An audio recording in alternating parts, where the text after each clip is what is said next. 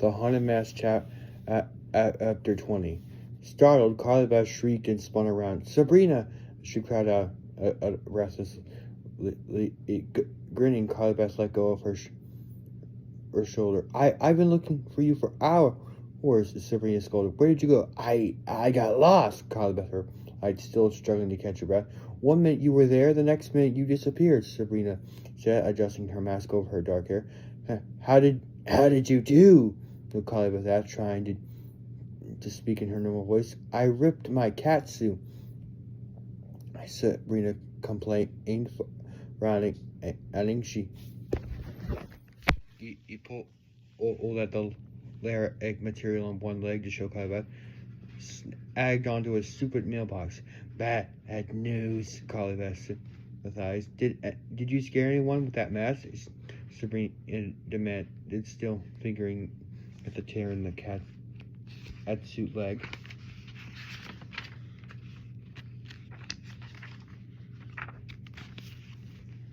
Yeah, a few kids, Carly Beth replied casually. It's really gross, Sabrina said. That's why I picked it. They both laughed. Did you get a lot of candy? Sabrina asked. She picked up Carly Beth's bag and inside. Whoa, what a haul. I hit a lot of houses, Carly Beth said.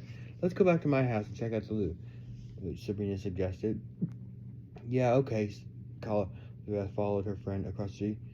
Unless you want to trick-or-treat some more, Sabrina offered, stepping in the middle of the street. No, I've done enough, Carly Beth said, as she laughed to herself. I did everything I wanted to do tonight.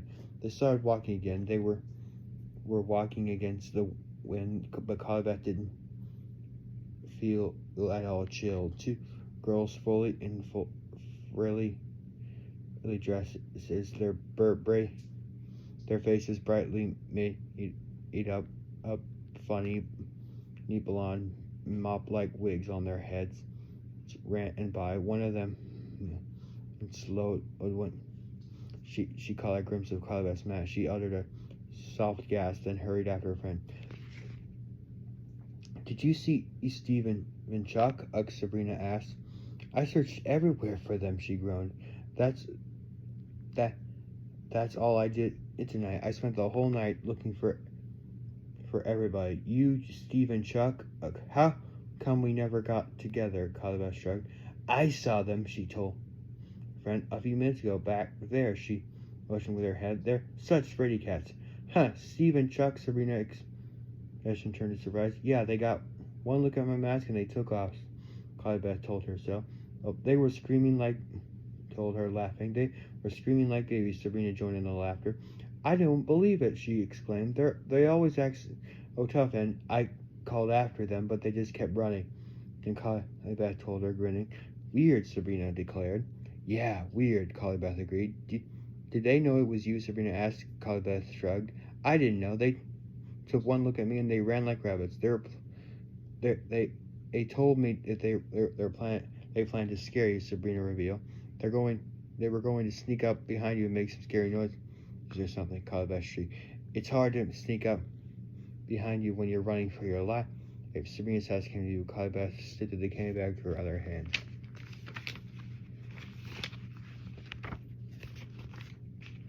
I got some good stuff, Sabrina said, peering into her bag as she walked.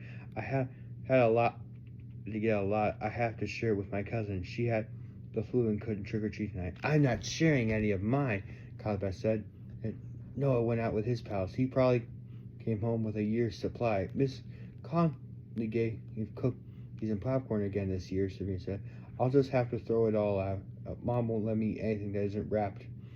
Sabrina, she's afraid some ghoul will put poison in it. I had to throw out a lot of good stuff this year. Sabrina knocked on the front door. A few seconds later, her mother opened it and the girls entered. That's some mask, Carly Beth, she said, studying it. How did you girls do? Okay, I think. Well, just remember, I know, Mom. Sabrina interrupted impatiently. Throw out anything that isn't wrapped, even the fruit. As Miss Mason had gone back to the den, the two girls turned over their bags and dumped out all the candy in the living room. Hey, look, a big Milky Way, Sabrina declared, pulling it out of the bottle. My favorite. I hate these, he said, holding up an enormous blue Jawbreaker. The last time I tried sucking one of these, I cut my tongue to pieces. She tossed into Sabrina's pile. Thanks a bunch, she said sarcastically. She tugged off her mask and dropped it on the carpet. Her hair was flourished. She shook off her black hair. There, that feels better, Sabrina said. Wow, that mask was hot. She raised her eyes to Collybeth. Don't you want to take off yours? Yours must be boiling in there. Yeah, good idea. Collybeth had actually forgotten she was wearing a mask. She reached up with her hands and tugged at the ears. Ouch! The mask didn't budge. She pulled at the top. Then she tried scratching it out and tearing it from the cheeks. Ow! What's wrong? Sabrina asked, something on sorting candy into piles. Rebecca replied. She tried prying the mask off the neck. Then she tugged at it by the ears. Collybeth, what's wrong? Sabrina asked, looking up from her candy. Help me, Collybeth pleaded in her shrill, frightened voice. Please help me. The mask, it won't come off. The end.